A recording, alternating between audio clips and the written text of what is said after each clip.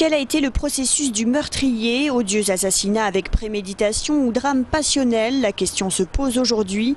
C'est en tout cas pour cette dernière hypothèse que penche l'avocat d'Éric Constantin.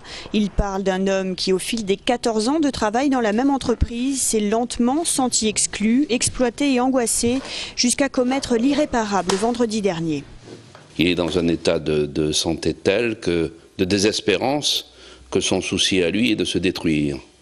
Il va sans doute se précipiter vers cette entreprise pour, dans un geste théâtral, se supprimer.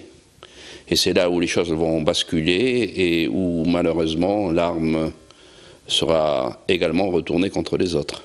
Pour l'avocat, le fait de donner la mort ne peut être que le fait d'un comportement pathologique et impulsif, rejetant par là même la thèse de la préméditation. Pourtant, de souffrance au travail, la famille de la victime ne veut pas en entendre parler.